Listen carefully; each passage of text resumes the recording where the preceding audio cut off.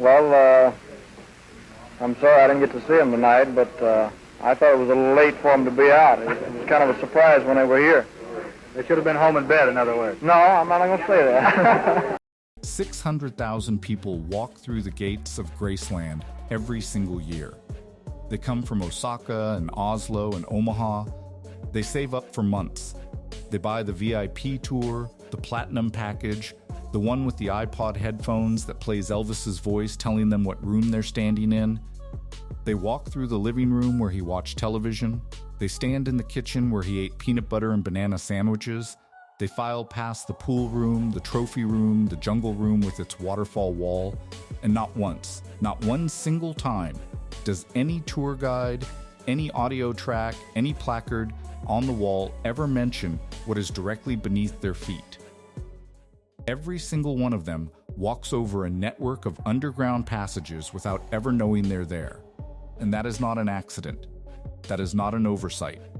That is a choice that has been made and remade and defended for over 40 years. Let's start with what we actually know. Because unlike most conspiracy theories, this one has a paper trail. When Elvis purchased Graceland in 1957 for just over $100,000, the property was already nearly 20 years old. It had been built in 1939 for Ruth Brown Moore and her husband, a Memphis physician. And like many southern estates of that era, it was constructed with infrastructure that modern suburban homes simply don't have.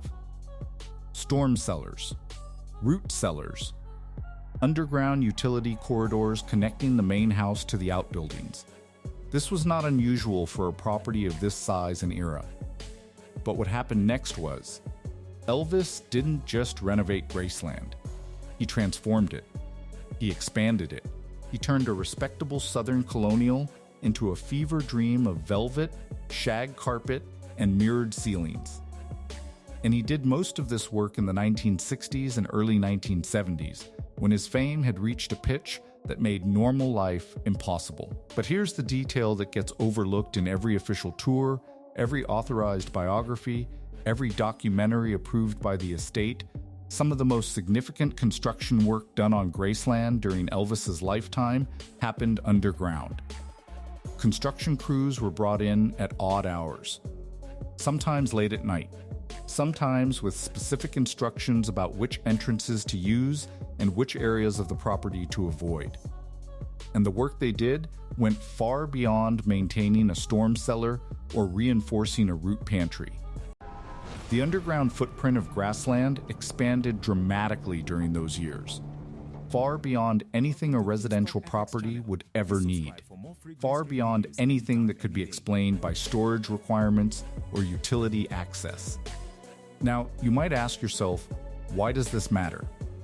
It matters because Graceland is the most documented private residence in American history.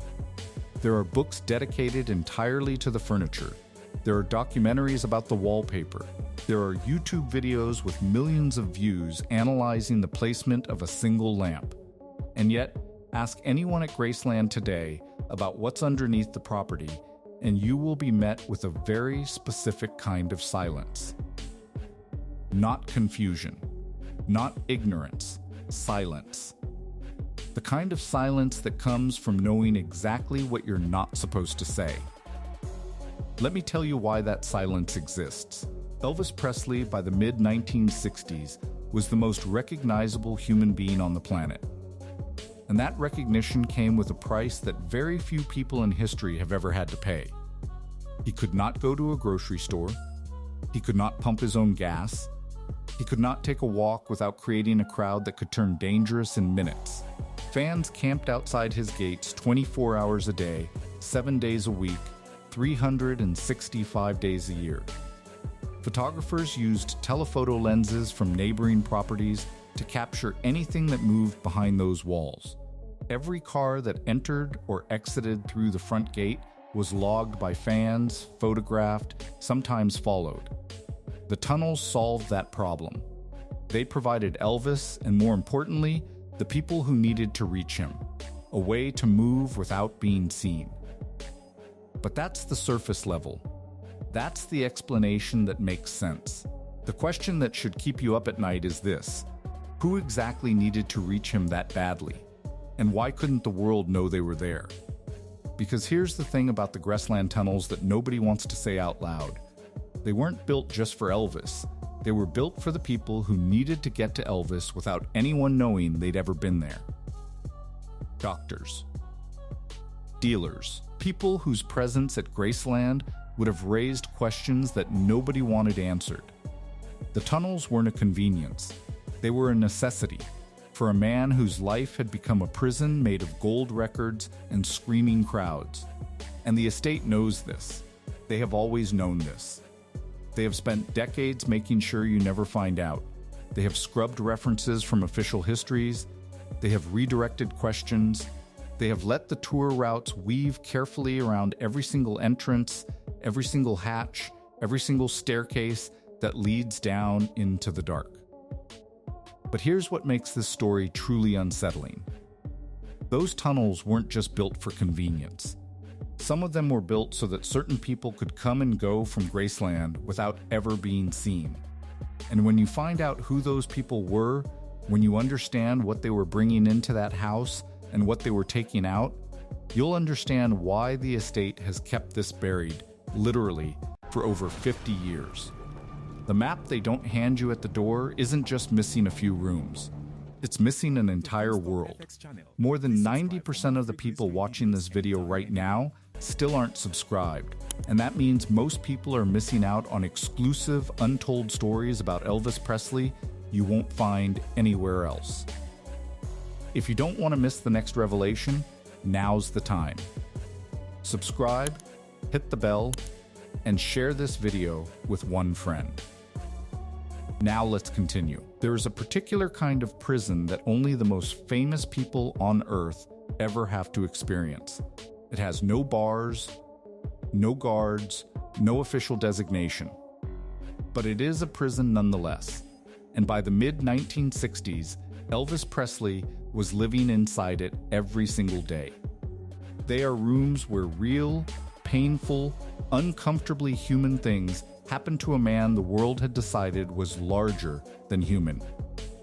And they are sitting right up there, at the top of that staircase, untouched, unlit, and locked away from every single person who has ever paid to feel close to him. Now ask yourself the question the estate hopes you never ask out loud. The gates of Graceland weren't just decorative. They were the boundary line between the version of Elvis that belonged to the world and the version that was still, somewhere underneath all of it, just a man from Tupelo, Mississippi who wanted to eat his dinner in peace. The problem was that the world had no interest in honoring that boundary. So Elvis, being Elvis, stopped trying to negotiate with the world and started engineering his way around it. The tunnels were infrastructure built in the service of invisibility. Think about what his daily reality actually looked like. Fans were stationed outside those gates at all hours, not occasionally, not on special occasions, but constantly, as a permanent feature of life at Graceland. Telephoto lenses pointed at the property from neighboring lots and hillsides. Every vehicle that entered or exited was photographed and discussed. The people around Elvis, the men who made up what the press had taken to calling the Memphis Mafia, were recognizable figures whose movements were tracked almost as closely as Elvis's own. If Red West's car pulled up to the gate at 2 in the morning, people noticed. If a delivery truck arrived that didn't look like a standard delivery, people noticed. The scrutiny was total, relentless, and completely beyond anyone's ability to stop through conventional means. So you stopped using the conventional means. The Memphis Mafia, that rotating cast of loyalists, bodyguards, and childhood friends who formed the inner circle around Elvis throughout his career, have left behind a body of testimony that is vast, contradictory, emotionally complicated, and in places deeply revealing. Red West, Sonny West, Lamar Fike, Jerry Schilling, Joe Esposito, these men wrote memoirs, gave interviews, participated in documentaries, and spent decades processing what it meant to have been that close to someone that mythologized. And buried within that testimony, rarely pulled out and examined as directly as it deserves to be, are descriptions of movement through the Graceland property that simply do not make architectural sense if you take the official floor plan at face value. Red West's 1977 book, Elvis, What Happened? The explosive tell-all that Elvis was reportedly devastated by and that landed just weeks before his death is primarily remembered for its unflinching account of his prescription drug dependency. But readers who move past those sections and pay attention to the physical descriptions of life inside Graceland encounter something quietly strange. There are references to arriving at or departing from areas of the property that don't correspond to any entrance shown on official documentation.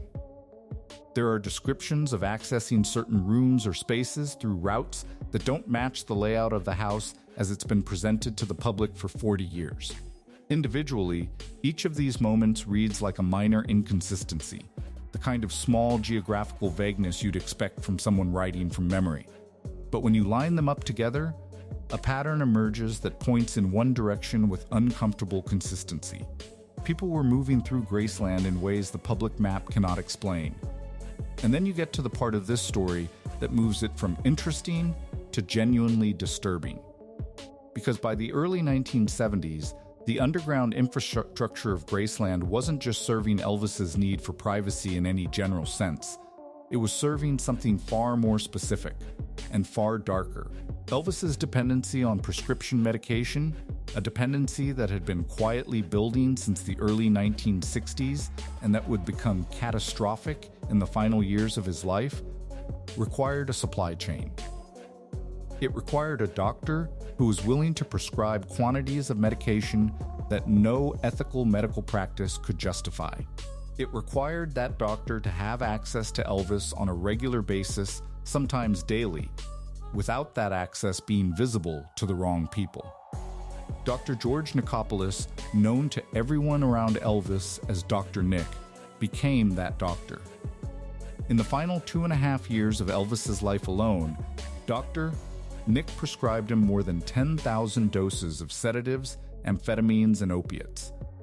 That number was established through official investigation following Elvis's death, and it is not hyperbole.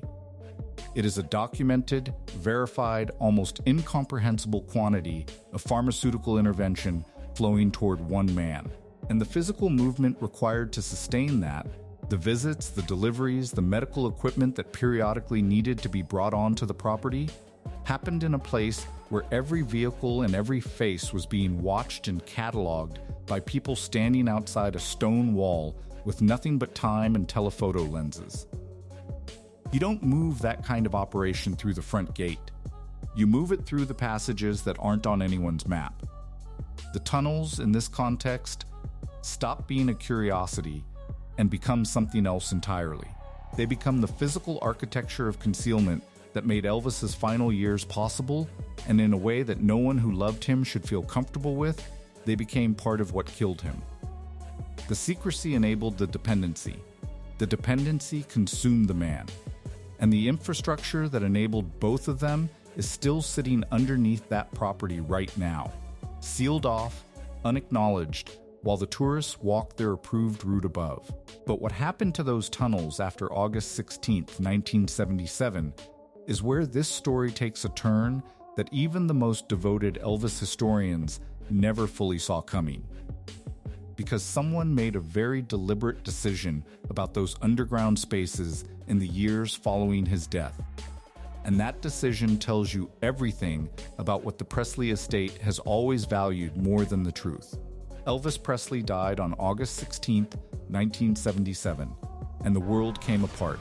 Not metaphorically, actually, physically came apart in the way that only happens when someone who felt personally owned by millions of strangers suddenly stops existing. Flowers piled up outside the Graceland gates 10 feet deep. Grown men wept on television. The President of the United States issued a formal statement, and in the middle of that grief, in the middle of that global convulsion of loss, a small group of people inside Graceland were quietly facing a crisis that had nothing to do with mourning and everything to do with what came next. Because Elvis Aaron Presley, the highest paid entertainer in the history of American music, died nearly broke. The details of his financial situation at the time of his death are staggering when you actually sit with them. Years of compulsive spending, mismanaged contracts, a personal entourage that cost a fortune to maintain, and a business relationship with Colonel Tom Parker that had systematically stripped him of the kind of long-term wealth his career should have guaranteed. All of it had left the estate in a genuinely precarious position. The property itself was valuable, but it was also expensive. Graceland cost money to run, money to staff, money to maintain, and with no Elvis Presley generating income, the mathematics of keeping it in the family were deeply uncomfortable. That financial pressure didn't announce itself immediately in 1977, but it built steadily over the years that followed, and by the early 1980s it had become impossible to ignore. But before any of that could be addressed, there was the matter of where Elvis was going to spend eternity. He was originally buried at Forest Hill Cemetery, a few miles from Graceland alongside his mother Gladys. That lasted exactly 2 months. In late August of 1977, an attempt was made to steal his body from the cemetery. 3 men were caught near the mausoleum, and the incident was serious enough that it forced the family to act. The decision was made to move both Elvis and Gladys to the meditation garden at Graceland, where they could be protected within the security perimeter of the estate itself. It was a reasonable decision, a protective decision, and it was executed relatively quickly. But executing it required something that almost nobody has ever focused on in the decades of coverage that followed. It required significant underground construction work on the Graceland property, the preparation of the burial site, the installation of the vaults, the infrastructure work needed to properly enter 2 sets of remains within the grounds of a private estate. All of it meant that workers were moving through and around the underground spaces of Graceland at a moment when the property was at its most raw, its most exposed, and its most unguarded in terms of what those workers might encounter. And several of those workers, some speaking to local Memphis journalists years later, others surfacing in the kind of regional oral history that never quite makes it into the mainstream record, described finding things beneath Graceland that they had not expected to find. Pre-existing tunnel infrastructure, corridors that connected the main house to outbuildings through underground passages, spaces that had clearly been constructed with intention and care, and that clearly predated the burial work by many years. They were told, these workers, not to discuss what they had seen. Some of them signed paperwork. Some of them simply understood, in the way that people who work for powerful families in the American South have always understood, that there are things you keep to yourself if you want to keep working. The tunnels went back underground. The family went back to grieving. And 5 years later, Priscilla Presley made the decision that would transform everything. When Graceland opened to the public in June of 1982, it was not a sentimental gesture. It was an act of financial survival, dressed in the language of legacy and love. Priscilla has been remarkably candid about this over the years. The estate needed income, the options were limited, and opening the house to paying visitors was the mechanism that saved it. Within its first year of operation, Graceland had become one of the most visited private homes in America. Within a decade, it was generating revenue that dwarfed anything Elvis himself had earned in his final years. Today, the operations surrounding that property, the tours, the hotels, Elvis Presley Enterprises, the licensing empire built on his image and music, generates figures that comfortably exceed $100 million annually. That business depends, entirely and without exception, on a very specific version of Elvis Presley remaining intact in the public imagination. And here is where the tunnels stop being a historical curiosity and become something with genuine commercial stakes. Because the curated Elvis, the one you meet on the headset tour, the one whose gospel records are playing softly in the gift shop, the one whose love for his mother is presented as the defining fact of his character, that Elvis cannot coexist comfortably with what the tunnels represent. The tunnels represent the pharmaceutical supply chain. They represent the people who entered and exited the property without being seen and without being logged. They represent the infrastructure of an addiction that the estate spent years after his death legally and publicly minimizing. Acknowledging the tunnels means cracking open a version of the Graceland story that directly contradicts the product being sold to 600,000 people a year at $45 a head. That contradiction becomes even more charged when you factor in what has been happening to the Presley estate in the years since Lisa Marie's death in January of 2023. The legal battles between Riley Keough and the former trustee over control of the property, the competing claims over what Graceland represents and who has the right to shape its future, all of it is, at its core, a fight over narrative. A fight over which version of Elvis gets to be the official one. And in that fight, the physical spaces that have never been shown to the public are not neutral. They are leverage. They are evidence.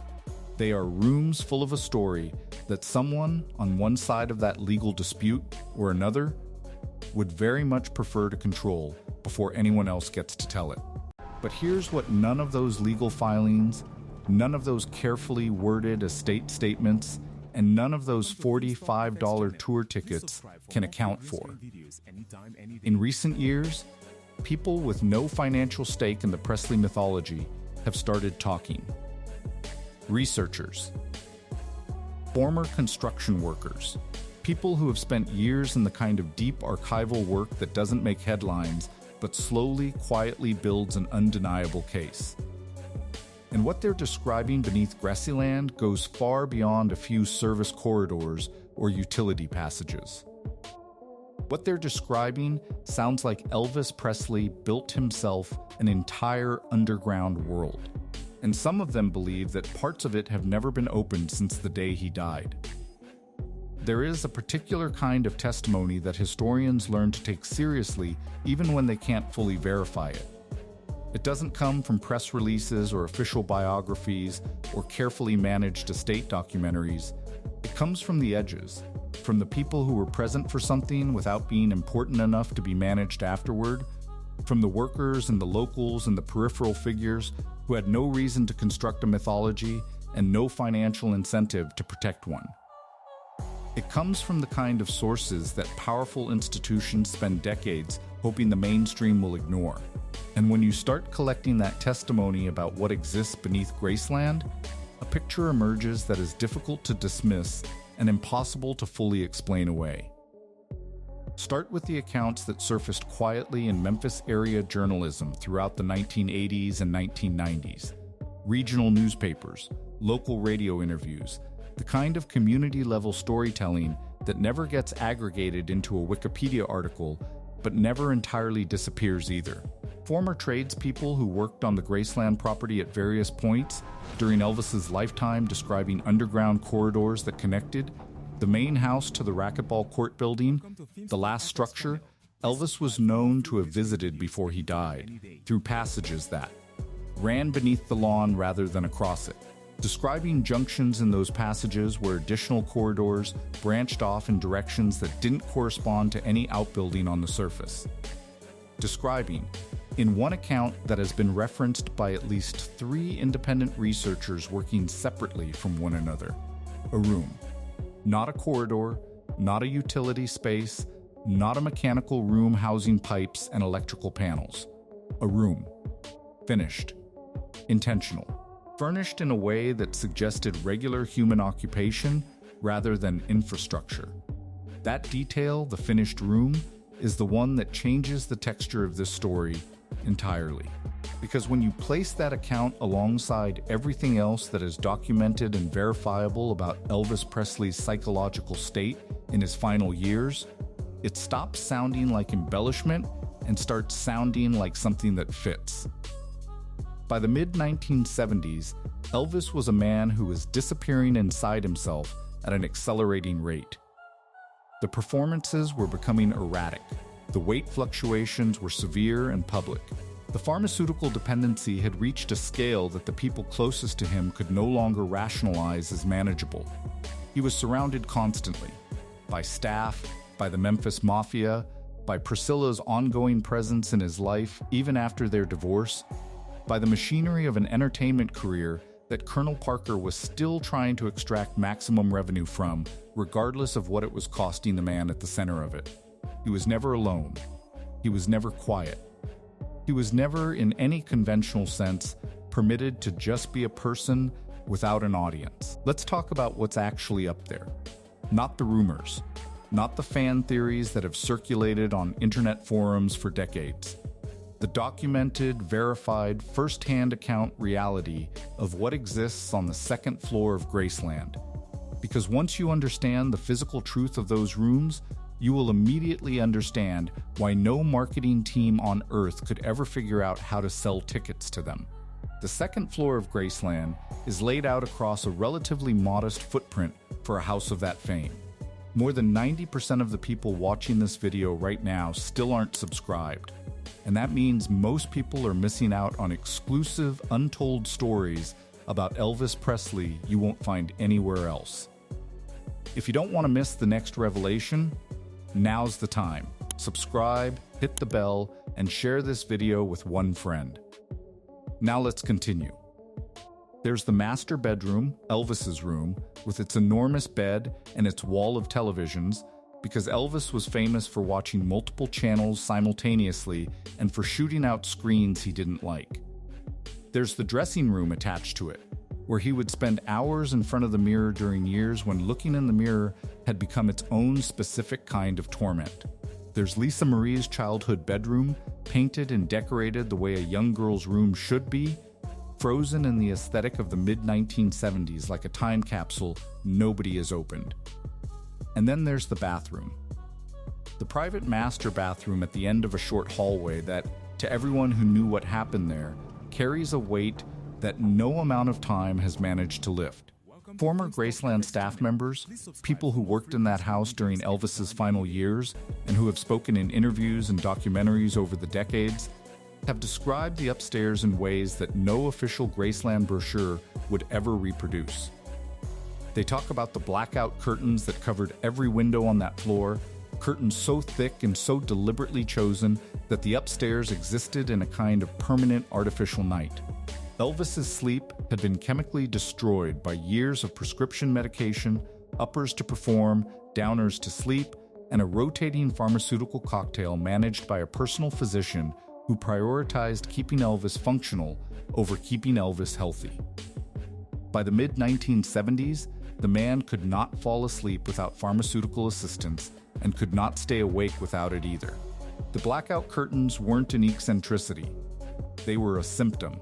They talk about the prescription bottles, not one or two on a nightstand, but quantities that former staff described as staggering, organized and reorganized, a physical map of dependency that had been building for years while the people closest to him either couldn't stop it or chose not to see it. They talk about the scale in his dressing room that, according to multiple accounts, Elvis refused to look at directly in his final years. Because the man who had once been sculpted and magnetic and physically electric had watched his own body become something he no longer recognized. He weighed over 250 pounds when he died. Every single one of them was a casualty of one man's secret. Every single one of them paid a price for a lie they never knew existed. And Elvis paid the highest price of all. Not just in money, not just in creative freedom, but in the slow, grinding, invisible cost of being the most famous person in the world and somehow still feeling like the walls were getting closer. He deserved the world. He had earned the world in a way that very few human beings in the history of entertainment ever have. Somewhere beneath the feet of 600,000 annual visitors, behind walls that have not been opened in decades, there are spaces that Elvis Presley built for the version of himself that the world was never allowed to see. Underground. Unmanaged. Entirely his own. And whether those spaces hold personal writings, pharmaceutical evidence, or simply the ghost of a man who spent his entire adult life desperate for 5 minutes of genuine privacy, the estate has decided, consistently and deliberately, that you don't get to know. They built a billion-dollar kingdom on top of his secrets. and they charge you $45 to walk right over them. If this story made you see Graceland differently, drop a comment below. What do you think is really sealed beneath that property? Subscribe right now because we are just getting started pulling back the curtain on the stories they've spent decades hoping you'd never think to ask about. Hit that bell. Stay curious.